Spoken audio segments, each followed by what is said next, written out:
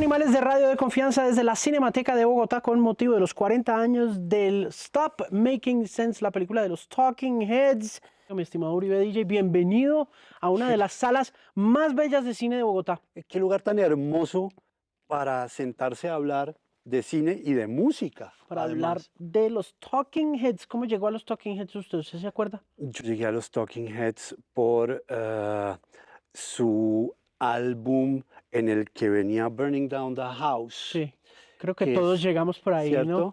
Que creo que es el mismo en el que viene Naive Melody. There's a place. Claro, this must be the place. Claro. Ahí viene en ese mismo álbum. Y por ahí entré a ellos. Yo no llegué de una como por Psycho Killer ni nada, porque eso era más setentero, ¿no? Claro. Finales de los 70. Uno después se mete, ¿no? Y va conociendo y va escuchando. Igual nunca fueron una banda muy famosa, ¿no? Ellos, es decir, dentro de lo pop, eran lo más raro, ¿cierto? Cuando llegamos a Burning Down the House o This Must Be the Place, de todas maneras uno veía a los Talking Heads como el bicho raro del pop. Hicieron parte de ese grupito de bichos raros, ¿no? Que había con The Smiths, The Clash, toda esa gente que pues, finalmente salieron a finales de los 70 y comienzos de los 80 como del punk. Sí, claro. Y de ahí empiezan como a evolucionar en otras cositas, ¿no? Sí, sí, sí. Los Talking Heads, ahora que usted menciona el tema del punk y de bares y de lo raro, Sí. aparecen en un momento de la música en que hay rebelión en claro. las filas de la música. La música se quiere como desconectar del pop y los Talking Heads habitan en ese mundo de lo que sería más adelante, 30 años después, el indie. El indie, que es yo no sé si catalogarlo como un género musical, más como un statement artístico, porque siempre me ha conflictuado el tema del indie. Porque como decía usted, ok, es un tema que nace como de esa rebeldía, pero es una rebeldía que siento que está como influenciada por un par de cosas de todas formas, que es tanto la rebeldía obviamente contra el sistema, que por eso pues indie viene de ser independiente, de ahí nace, pero que ya creo que ya no tiene nada que ver con ese tema. No. Se ha vuelto más un tema más como de estética y sonido, que realmente de no estar con un sello discográfico grande. Es curioso eso, mire. ¿Cierto? Yo lo que más veo que pasa en ese debate tiene que ver con ese cisma, con esa partición que hay de lo indie. Para mucha gente, lo indie es lo que usted dice, un artistic statement, una declaración artística, una declaración de carácter estético. Es un tema que precisamente siento yo que los Talking Heads logran, junto a los Smiths, como usted los mencionaba, definir desde lo estético, porque, como le mencionaba yo, son bichos raros, son animales extraños de esa fauna musical de pop de finales de los 70 y de los 80, Sí. y sobre esa rareza, sobre esa naturaleza enigmática de su sonido, le influyen a un montón de gente que se define indie un poco por esos cánones estéticos que David Byrne presentó no solamente en sus grabaciones musicales y en sus videos musicales, sino también en sus presentaciones en vivo que se ven muy claras en Stop Making Sense. Y me parece muy curioso que era lo otro que le iba a decir, que creo que influyó mucho en la creación del indie como concepto, y es la forma en la que la misma música va acoplándose a los cambios tecnológicos. O sea, ya que estamos hablando de Stop Making Sense, la película de Talking Heads, pues si usted se acuerda, esa película arranca con David Byrne con una grabadora de cassette en sus manos. Y yo creo que el hecho de que ese tipo de aparatos empiecen a existir a finales de los 70, comienzos de los 80, pues hace que el artista diga, hey, yo puedo sentarme a grabar mis propias cosas y separarme un poquito y tener más independencia, más control sobre mi material. De acuerdo. Y se empieza a gestar ese tema del indie. Sí, Entonces señor. creo que también los cambios tecnológicos influyen mucho y creo que David Byrne lo representa muy bien arrancando el concierto de Stop Making Sense, Es, creo yo. es cierto, no, estoy de acuerdo. Creo que ahí usted toca dos cosas que son muy interesantes sobre el tema tecnológico y el impacto que tiene la tecnología en lo que veníamos hablando de lo estético. Sí, Por el lado de las grabadoras y de los Walkman hay un asunto de independencia, una conciencia de lo independiente que habita también en quienes rodean a músicos como los Talking Heads para acompañarlos en el desarrollo de sus carreras en términos de prensa, en términos de distribución, en términos de conseguir toques y ese tipo de cosas. Si es que desde esa perspectiva del cassette, em, el cassette se vuelve muy importante para los fenómenos independientes que arrancan a volverse cool o que a ponerse de moda a finales de los 70, porque como usted dice, le dan al artista la posibilidad de circular libremente sin las ataduras de pertenecer a ese sistema claro. discográfico, ¿no? Y por el otro lado hay una independencia muy grande del usuario y del oyente en el cassette, porque el cassette es finalmente el receptáculo del Walkman y el Walkman es el comienzo de la personalización de la música. Sí, Entonces sí, sí. hay independencia por los dos lados, ¿no? Claro, y esa es independencia que si usted se fija, se mantiene hasta este año, Correcto. 2024, pero evoluciona también con la tecnología. Por ejemplo, Billie Eilish se ganó 6 Grammys con un disco que grabó en la habitación de su hermano, Ujú. pero pues ya no es en cassette, es en computador, pero igual, Sí, claro. funciona de la misma manera. Ahora, se debate uno en cuanto a, ok, inicialmente el concepto del artista indie era, somos alejados del sistema, vamos a hacer lo nuestro, no nos interesa estar bajo un sistema organizado, discográfico y todo el rollo, pero siempre fueron condenados por sus mismos seguidores cuando después de hacer ese ejercicio igual lograban alcanzar la fama, Claro. ¿no? Es que en Entonces, los 80 ser indie representaba, volviendo al comienzo de la discusión, una declaración de principios también. sí, Entonces usted, cuando usted era indie, cuando usted era independiente, no era solamente musicalmente diferente por razones de carácter comercial, sino que usted se había adherido, usted había decidido conectarse a lo punk, a la estética del punk y a la filosofía del punk, que era la filosofía de do it yourself, hágalo usted mismo, ¿no? Los punks habitaron siempre ahí, como en todo lo tenemos que hacer nosotros, el vestuario, las luces, ah, todo, absolutamente todo lo tenemos que hacer, la distribución, el arte, la circulación, la prensa, la publicidad. Entonces, cuando usted de repente traicionaba esos principios, su fanaticada lo abandonaba en los 80. Usted no podía brincar de lo indie a lo sí. mainstream, a lo comercial y salirse con la suya en esa época. Hoy en día, más breve, ¿no? Sí, pero en la medida en que esa independencia le daba control artístico, ¿cierto? Fíjese, por ejemplo, ya que seguimos hablando del tema de los Talking Heads y Stop Making Sense, esta gente se consiguió más de $1 millón para hacer esa vuelta a ellos mismos. Claro, Ellos se autofinanciaron esa película, claro. la filmación de ese concierto durante 4 noches y precisamente esas 4 noches, eso fue en un diciembre del 83, ¿no? Ujú. 13, 14, 15 y 16 de Sí, diciembre. Ah, les permitió tener toda esa libertad de poder hacer las cosas como las querían.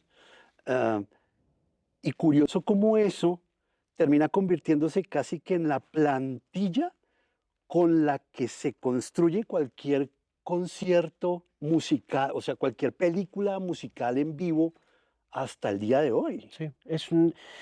Eh, es además el comienzo del crowdfunding, Ajá. ¿sabe? Sí, sí, sí. Porque para un independiente en los 80 conseguirse $1 millón, Imagínese. eso No es era, $1 millón de hoy. no, no, y pertenecer a ese círculo de lo indie era, como le digo, estar profundamente comprometido con una causa de la independencia que estaba muy arbitrada por los públicos que estaban financiando eso, y eso significaba no querer pertenecer a, o no, o sacrificar o renunciar a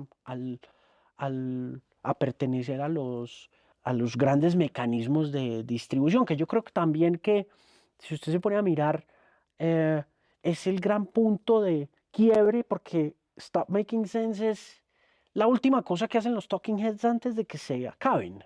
Porque yo siento que Byrne, queriendo ser indie, ya soñaba con ser legendario, adinerado. O sea, el tipo ya quería, él tenía unas ambiciones muy grandes.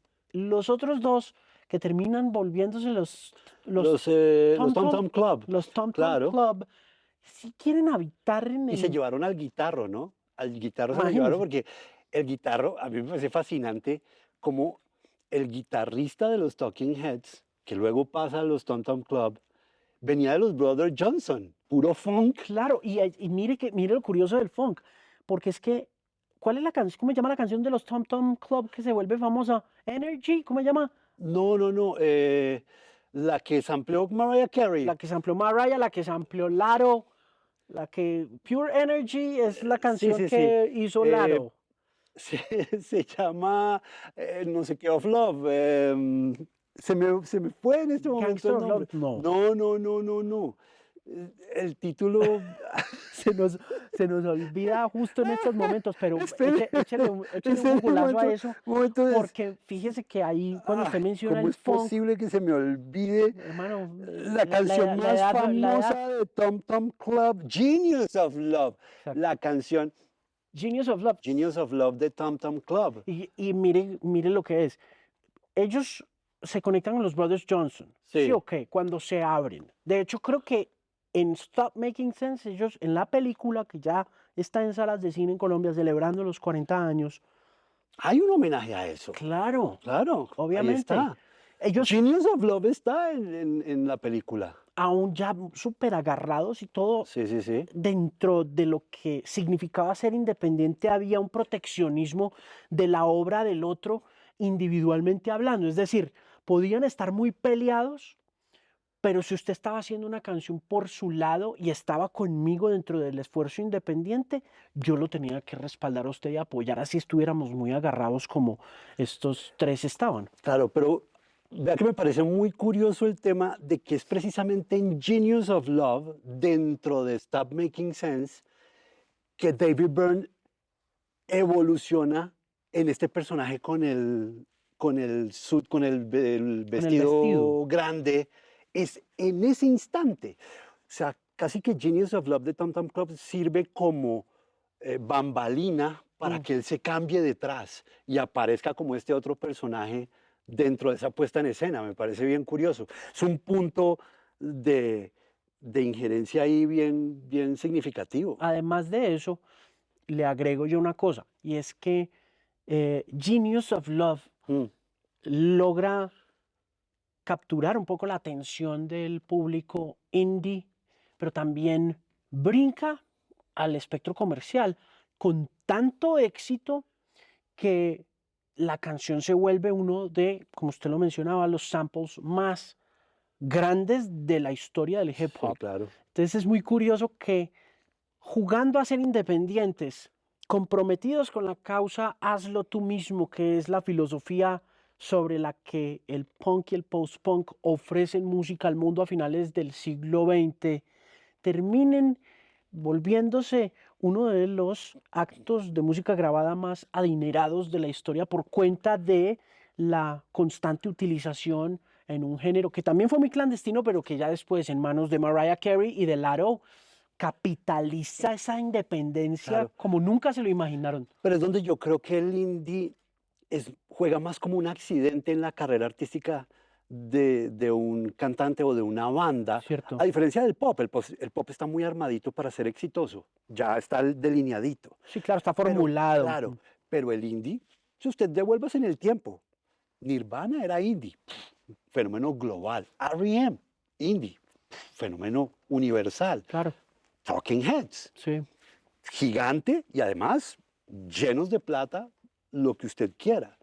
Ah, obviamente, muy bien manejada su estrategia como independientes, pero pues en últimas, en esencia ya como artista, como negocio, esa independencia se pierde de cierta forma, se Claro. va desvaneciendo en el tiempo, ¿no? Sí, y creo que, como usted dice, no solamente es accidental, Ah, sino que es un asunto eh, de evolución, ¿sabe? sí, Es un tema de crecimiento, es un tema que finalmente, como no se tiene control sobre lo que le puede llegar a pasar a un Losing My Religion, por ejemplo, claro, o lo que le pasó a un Nirvana después de que sacan Bleach y los compra David Geffen para lanzar el Nevermind, el músico tiene que tomar una decisión de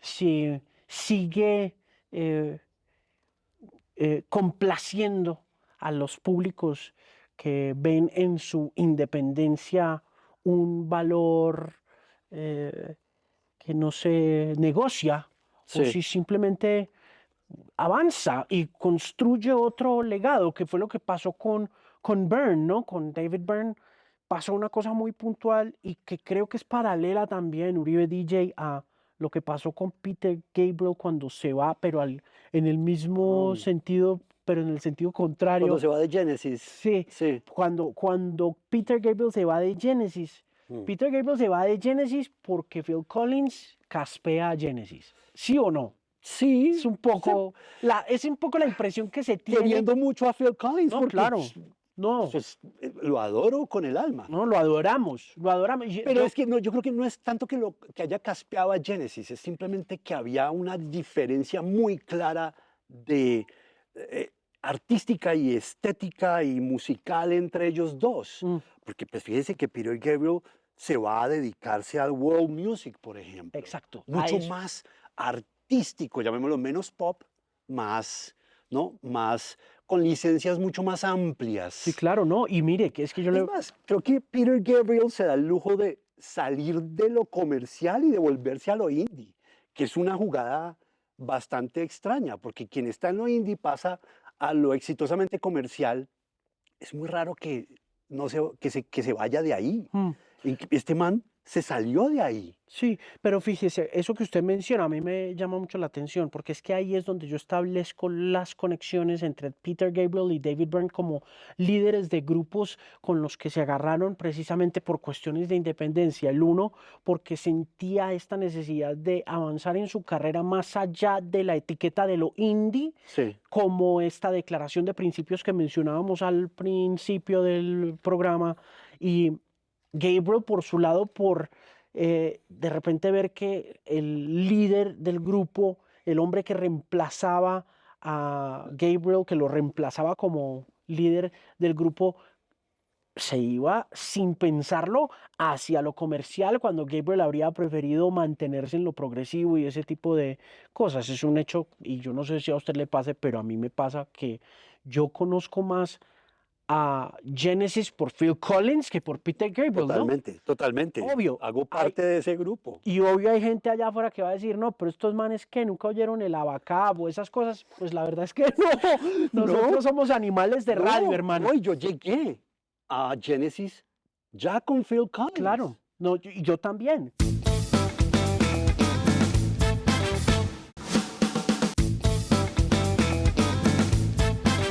Volviendo a lo de Peter Gabriel y Byrne, es curioso porque tanto Byrne como Peter Gabriel, cuando terminan sus relaciones con estos dos grupos, Ujú, montan sellos discográficos, claro. montan una tolda aparte eh, muy marcada por la exploración de lo internacional. En el caso de David Byrne, el nacimiento de Luaka Bob, el sello discográfico Sí, donde, por ejemplo, Byrne hace una cosa que a mí me llama siempre la atención de la carrera de Byrne como gestor cultural, que fue el haber distribuido la obra de Silvio Rodríguez, el cantante de trova cubana, en los Estados Unidos. Yo esa no me la Sí, sabía. claro.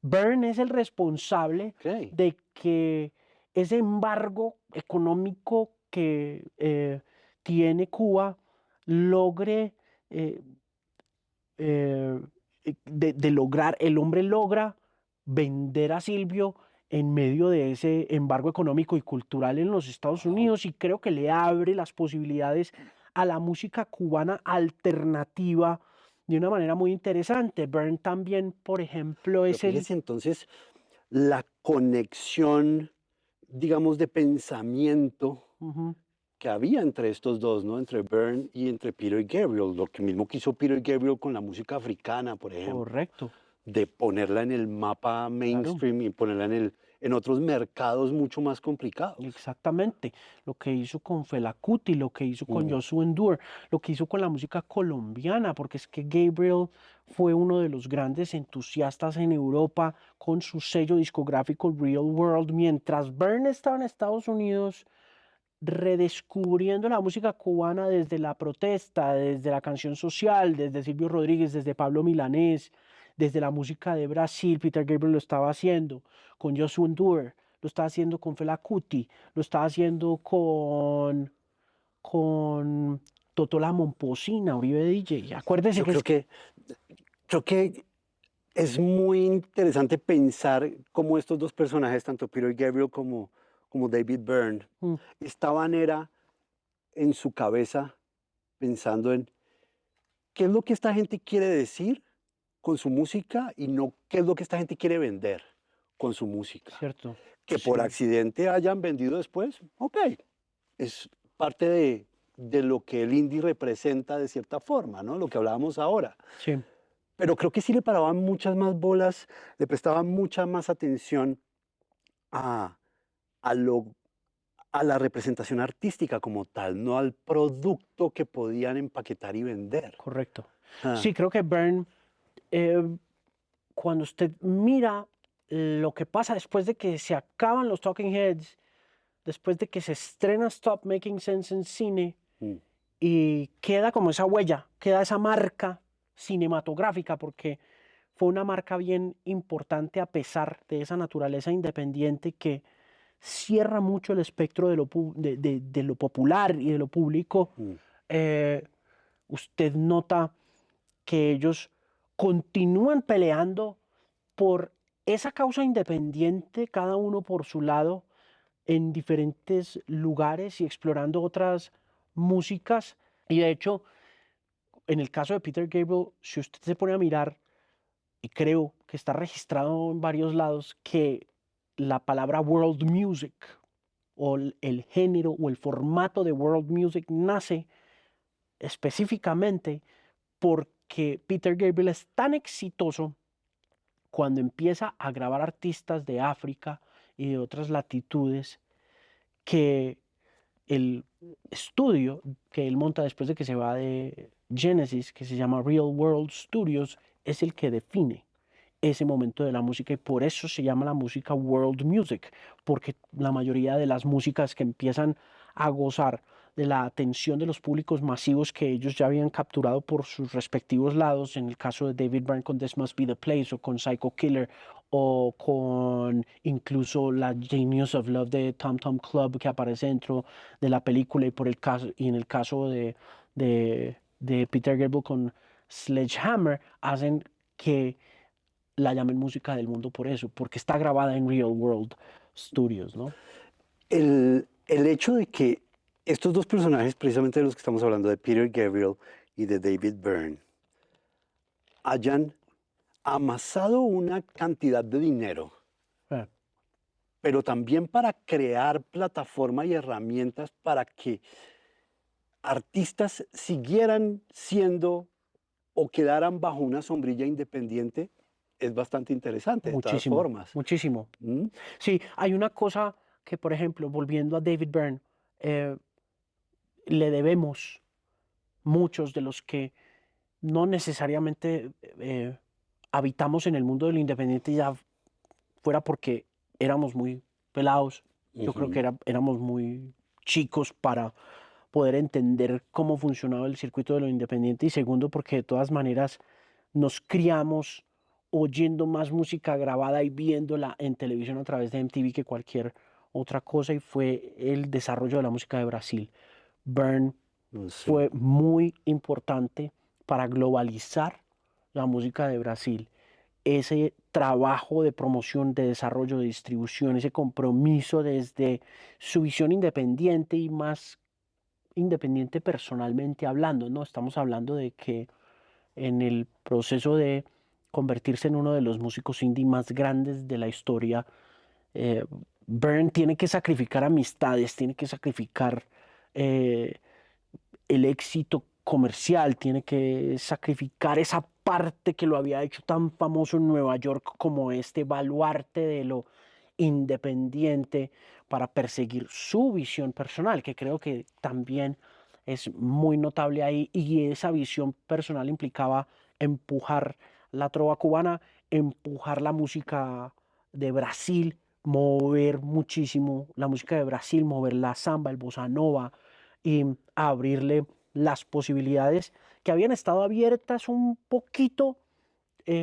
durante la década de los 60 por cuenta de Joao Gilberto, Astrud Gilberto y de Sergio Méndez, Claro. ¿sabe? Pero esto, de hecho, eso por otro lado, y lo último también que le iba a decir es que eh, lo- los amigos invisibles le deben la carrera a David Byrne. Claro. O sea, Luaca Bop, el primer disco de los Amigos Invisibles, The New Sound of De the, Venezuela en of the gozadera, sí. Venezuelan Gozadera, es un disco firmado en Nueva York por David Byrne, ¿no? Qué gran disco que es ese Es una además. maravilla de álbum, Fantástico. porque es que además preserva esa naturaleza de lo independiente, conecta a las músicas nuevas como el funk, como el disco, con cosas que no conocíamos de la cultura venezolana hasta que aparecen los amigos invisibles como Hay la, rastros de cumbia ahí, claro, la hay... nueva ola Ujú. venezolana que fue súper importante y que solo le conozco, le he oído mencionar a unos cuantos personajes que saben mucho de música, de manera que hay muchas cosas que son parte de ese legado de David Byrne, ¿no?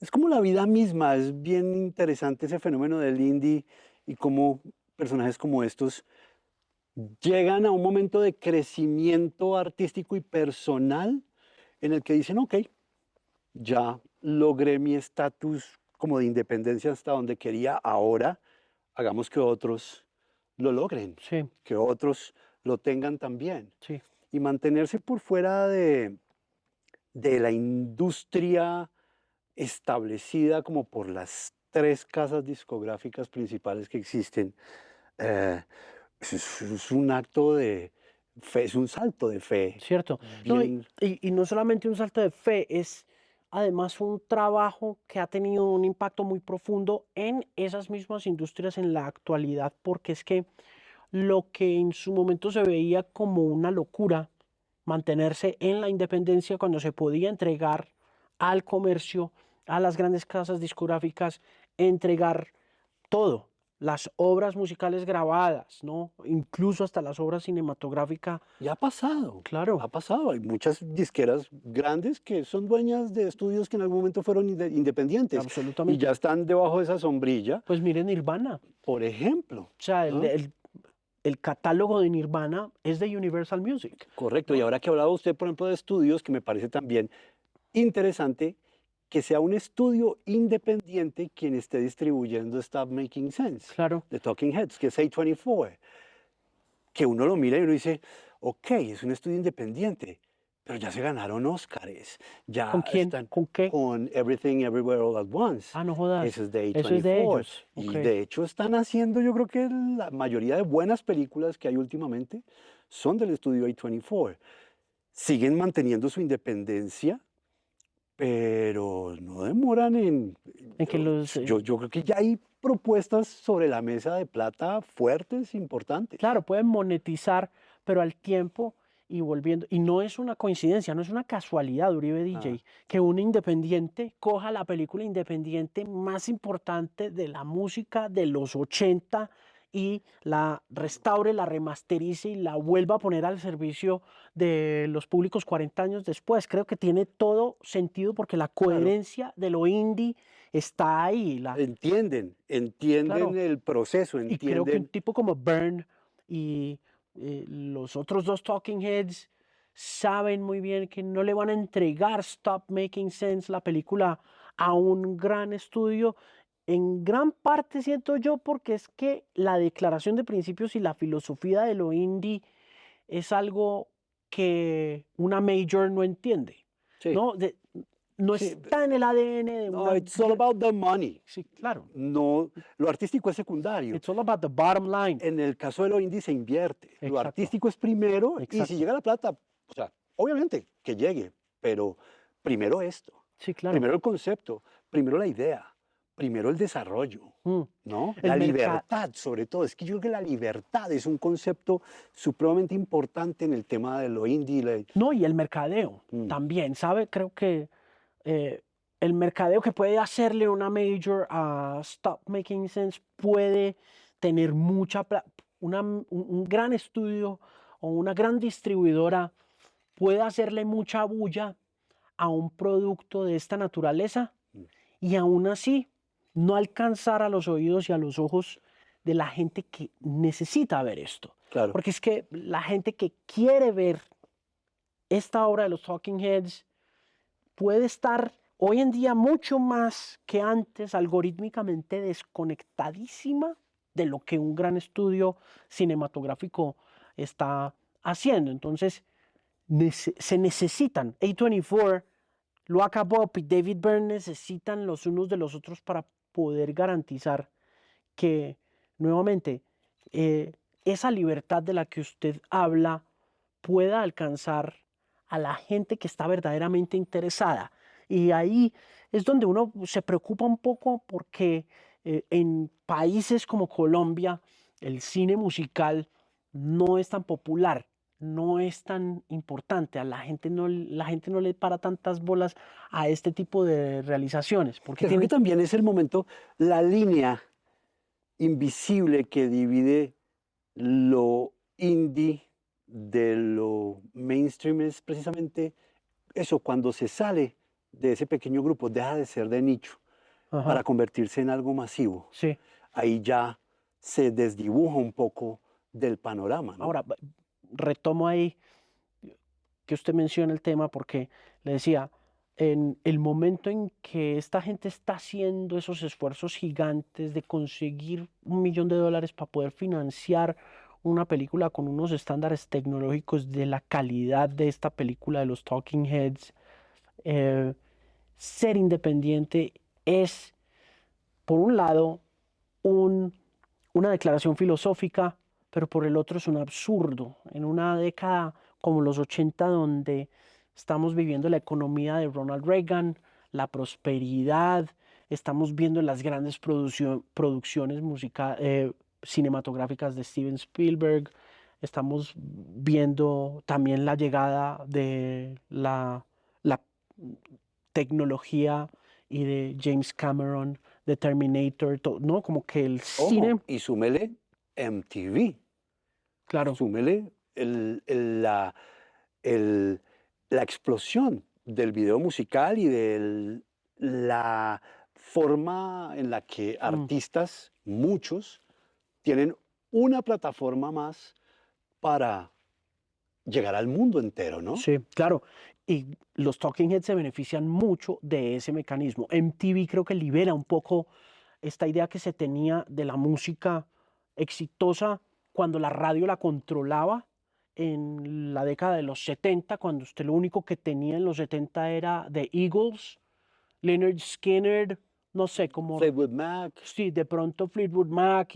Entonces, los Talking Heads se benefician mucho de ese acercamiento de los públicos jóvenes a estas nuevas estéticas, ¿no? Usted tiene unas exploraciones muy interesantes Once in a Lifetime, en el video de Once in a Lifetime de los Talking Heads, Sí.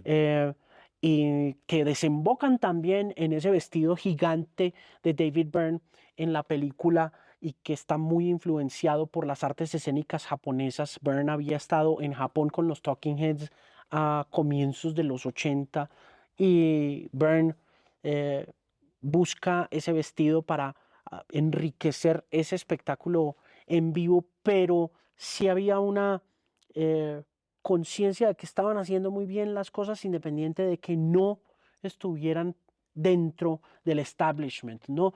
Y en esos momentos podían ser para mucha gente las me reír de la industria de la música, pero pues usted mira con 40 años de retrovisor y se da cuenta que todo el tiempo tuvieron la razón, porque hoy en día lo cool es ser independiente, Correcto. ¿sabe? Y no vaya tan lejos. O sea, cualquier ser humano hoy en día Mm, tiene la capacidad de generar su propio contenido en redes sociales y ser su propio productor, su propia estrella, su propio contenido y decir lo que le venga en gana. correcto, Entonces, cierto. es bien Es un importante cambio de... cómo el mundo se ha vuelto indie Sí, en sí, general. es cierto. Y usted lo ve pasando, usted habla, no sé, con managers de grandes artistas de lo urbano eh, y nunca van a preferir firmar con una gran casa discográfica a Claro. ser independientes, ¿no?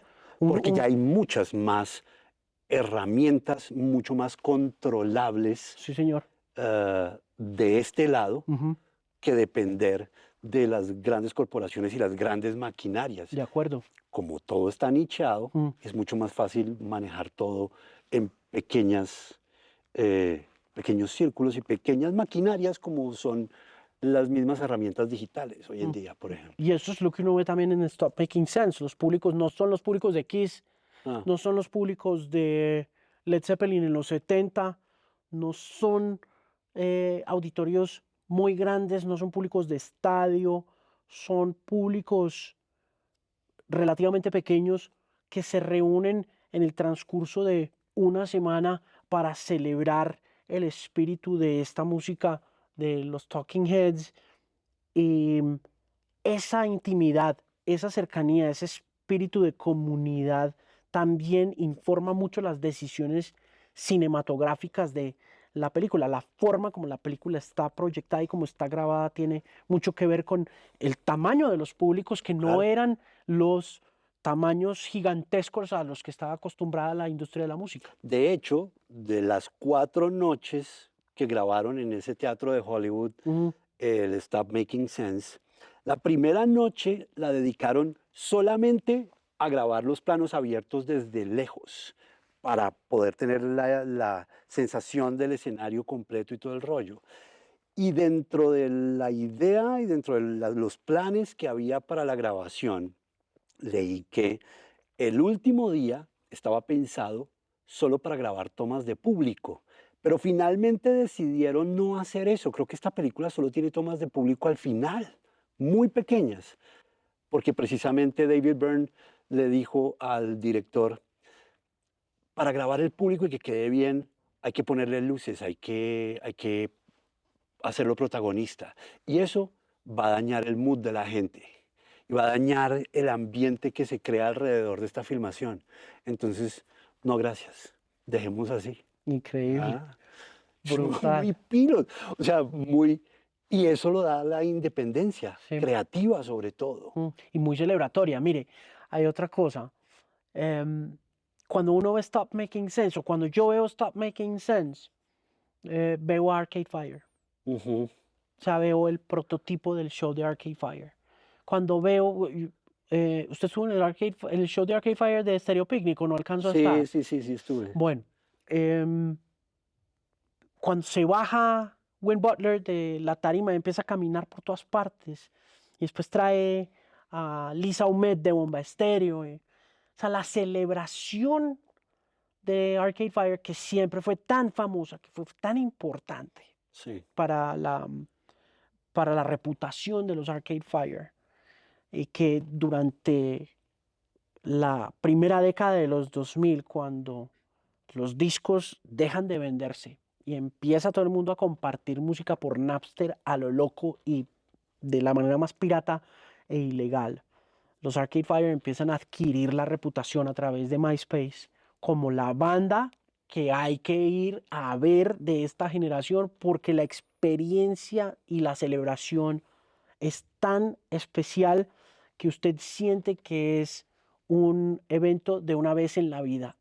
El público es parte esencial de esta vaina. No me lo toque, no me Sí, lo sí. moleste. O sea, hay un espíritu aquí, Sí. no me lo exorcice de ninguna forma, Sí, sí. interviniéndolo No, para que se sienta coartado de alguna manera. que es también muy representativo de las culturas musicales de hoy en día, donde usted quiere que el público consuma su producto artístico, usted quiere que su canción se viralice, usted quiere que la bailen millones de personas en TikTok, usted quiere que la cubran millones de músicos en sus canales de YouTube, usted quiere que la gente se apropie de sus canciones de la misma manera que ellos vieron en los shows y en los espectáculos al público como no solamente un receptor de información, sino también un transmisor de la misma. Y lo entendían desde la ingeniería, lo entendían desde el vestuario, lo entendían desde lo instrumental.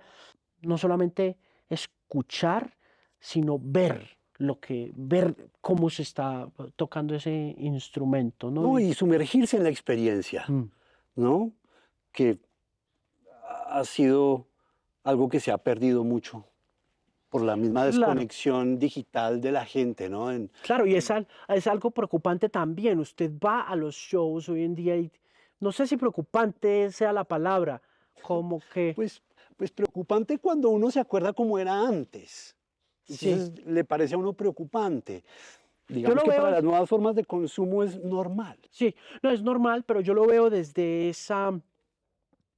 desde el disfrute de lo escénico, donde usted ve que lo escénico sufre mucho a manos de los aparatos, de los dispositivos celulares, porque los dispositivos celulares que coartan mucho el momento, el estar acá, ahora, viendo a ese músico hacer ese solo, ese baile, porque usted necesita de alguna manera registrarlo con un teléfono Claro. y es lo que en esa época, por ejemplo, Byrne no adolecía, Byrne no sufría de eso, pues no había celulares, entonces él sabía que de todas maneras interactuar con el público era muy clave, ¿no? No, y yo creo que también el valor que ha perdido la música con los años, ah, como expresión artística en muchos casos, hace que esa interacción haya cambiado. Antes, uno vivía la experiencia con la banda o el artista.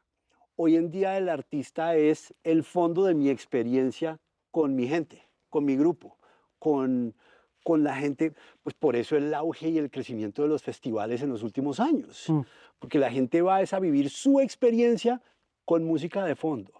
Antes la gente iba a crear una experiencia con la música. Y yo creo que ahí es donde a uno le da tristeza, Sí, cuando uno se pone a pensar eso. sí.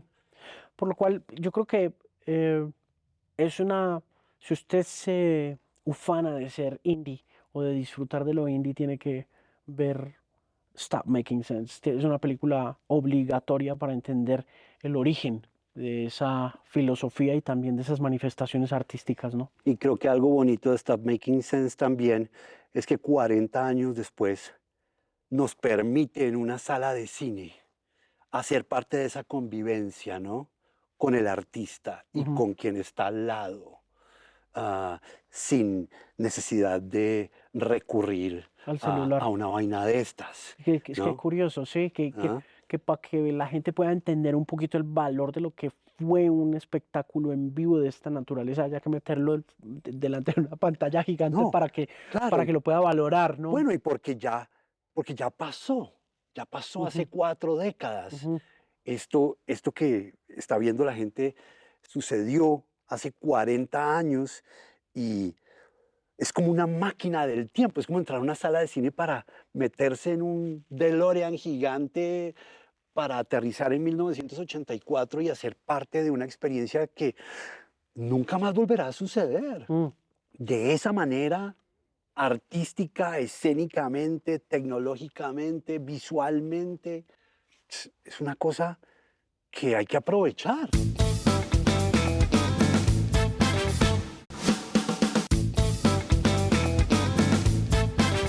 Hablemos un poquito de Spinal Tap, porque eh, no recordaba yo esa referencia. Ah, Spinal Tap fue una película hecha a modo de parodia, correcto. ¿cierto? Sobre Era la sobre una vida banda de una banda de rock. que era una banda ficticia Sí, correcto. y que alcanzó un nivel ahí como de notoriedad bien grande, Y ¿no? Spinal Tap es hecha a manera de concierto slash documental, Ujú. testimonios, etcétera, de la banda. Y si ellos se hubieran ido por ese lado, Stop Making Sense no hubiera tenido la relevancia que tuvo y que sigue teniendo 40 años después. Sí, claro, además que para que sea documental, como usted dice, no necesita el elemento periodístico, Correcto. ¿sabe? Se Que eso es documenta sola con la puesta en escena, exacto. que eso es lo grandioso de Stop Making Sí, Sense, claro. que hoy en día es difícil encontrar una película musical que no tenga insertos periodísticos de una u otra forma. Y además, que no sea agiográfica. ¿Y qué Ajá, significa geográfico? Que esté financiada por el artista para hacerlo ver bien. Que claro, es lo que claro, claro. uno ve que pasa hoy en día con todos los Sí, sí. documentales de música. No hay ningún documental donde el protagonista sea malo, donde Exacto. haya tenido un error. No, todo está organizado, como dice usted, agiográficamente para que, pues, sí, no. Para que haga parte de su estrategia de Qué humano ventas. es, pero qué humano tan bueno. Sí, lo otro documento importante de carácter musical, que sí tiene entrevisticas y cosas, pero que sí fue muy musical y que tiene muchos problemas de cinematografía, fotografía, sonido y todas esas cosas, Woodstock, ¿no? Correcto. Que Woodstock era una película, pero, pero no era una buena película, ¿sí me entiende? Pero por eso Stop Making Sense se ha ganado el lugar que tiene en 40 años de ser esa plantilla de la que hablábamos hace un rato, sobre la cual cualquier persona, cualquier artista que esté pensando en dejar para el futuro su legado artístico plasmado en un medio audiovisual, ahí la tiene. Es David Byrne con Stop Making Sense.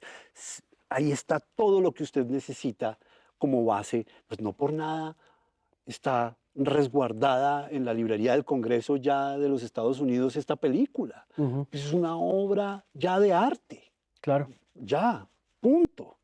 Y es una obra de arte honesta, hecha en su tiempo y al mismo y a la vez atemporal, que es, curiosamente, pero funciona así, ¿no? Sí, sí, pues, se proyectó con una visión del futuro Mm, que yo creo que ni ellos calcularon. seguro Yo creo no. que ellos no calcularon que 40 años después fuéramos a estar reunidos viendo esta película y maravillándonos ante la calidad de obra cinematográfica y musical que es, que como dice usted, es simplemente asombroso cómo lograron capturar ese zeitgeist, ese espíritu del tiempo. Por último, Jonathan Demme es el director.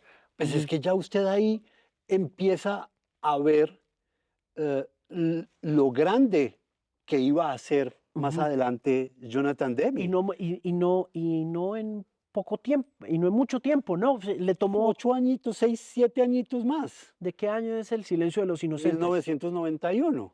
Y Jonathan Demme fue el director del Silencio de los Inocentes, correcto. Se ganó el Oscar por El Silencio de los Inocentes. Un par de años después dirige Filadelfia, ¿no? Que aunque no le dio a él directamente el Oscar, fue una película ganadora de varios Oscars. Ah, entonces, pues ya Jonathan Demme se estaba perfilando como uno de los grandes directores de su época. Sí, Demme fue un cinematógrafo que definió nuestra visión del cine en los 90, ¿no? Claro, la narrativa del hombre es simplemente bestial. Y muy seguramente, que creo que es un ejercicio que ahora me gustaría hacer, ahora que vuelva a ver Stop Making Sense, es mirar qué elementos encuentro dentro de Stop Making Sense que se asemejen a lo que hizo cinematográficamente en producciones ya de Hollywood, Yo ¿no? pensaría que las primeras cosas que hacía a simple vista y con base en lo que usted reflexiona, se me viene a la cabeza que conectan las realizaciones, tienen mucho que ver con el color. Puede ser, Sí, sí. creo que el color del Silencio de los Inocentes y el color de Filadelfia Mm, comparten los ojos de Demi en Stop Making Sense. puede ser eso, sí. Hay una naturaleza concreta de Demi en su eh, percepción del mundo, ¿no? Hay un, hay un café, hay un cemento, y a veces como que contrasta con Sí, con lo rural, pero no, no lo deja, no deja lo urbano. Es decir, hay Demi es directores, muy urbano para claro, mostrar cine, ¿no? sí, hay directores y cinematógrafos que se casan con una paleta de colores porque la tienen muy clara en su cabeza. Y creo que y Demi es uno de Ajá, ellos. correcto. Ahora, en Stop Making Sense hay mucho color azul, mucho color café. Es un poco más alegre y vibrante por lo que, por lo que Demi está filmando a los Talking Heads. Claro, está Y en los un Talking escenario Heads muy están distinto. en el Soye, No ¿sí o está qué? narrando una historia, está preservando un momento. Ah, pero aún así hay unas luces blancas intensas que Ah, uno recuerda mucho de esas escenas de Jodie Foster con Aníbal Lecter, con sí, Anthony con Anthony Hopkins Hopkins. entrando a la celda, ¿no? Ahí, y está, vuelvo y le digo, está como la... Los Sí. reflejos sobre el glass, sobre el vidrio. Mm, mm. ah, hay cosas bien interesantes. Sí, creo que si pudiéramos encontrar factores en común, vamos a encontrar probablemente, como dice usted, una paleta de colores muy chévere de las tres realizaciones. Y seguramente también vamos a encontrar una cosa, pues la música, ¿no? La música como tal, Ujú. también para Demi fue muy importante y creo que Stop Making Sense lo ayuda a conducir su gusto musical y a acompañarse de asesores y supervisores musicales que están muy unidos a esas dos cosas de lo pop. Por un lado, el indie, la canción esta famosa, se me olvida el nombre del artista, pero que baila el asesino al frente de la cámara y que se volvió uno de los vinilos más cotizados de la década de los 80, Ujú. viene un poco de esa cercanía de Demi como director a canciones que no eran necesariamente muy comerciales, como This Must Be the Place, como Psycho Killer o como Once in a Lifetime. Y más adelante, eh, esa inclusión también de un artista muy representativo del pueblo norteamericano como Bruce Bruce Springsteen. Springsteen en Streets of Philadelphia, y para finalizar la película Neil Young con esa canción devastadora pero bellísima que creo que también se ganó un premio Oscar, no estoy muy seguro si fue esa o si fue Fue la de Springsteen, Springsteen. pero en todo caso eh, el contraste, ¿no? El contraste entre esa cercanía a los públicos que logra a través de Stop Making Sense la película y esa cercanía a lo popular a través de Bruce Springsteen pueden ser dos factores interesantes. Ahí está la herencia que Talking Heads le deja al director a futuro. Hermano, tenemos programa de radio que hacer, tenemos 20 canciones indies que tenemos Así que es. llevar a cabo. Vamos a hacerla este sábado. Vamos a hacer este programa dedicado a lo mejor del indie. Y a todos aquellos que ven el programa, por supuesto, la invitación muy abierta a que si se encuentran Stop Making Sense en sus carteleras de cine en cualquier parte donde nos estén viendo en Bogotá o en el país, Vayan, entren, vayan a véanla. verla porque es una obra cinematográfica imperdible. Sus animales de radio, Uribe DJ, Alejandro Marín, despidiéndose desde la Cinemateca de Bogotá y deseándoles lo mejor y esperando que todo vaya muy bien, como dicen los correos corporativos. Chao pues.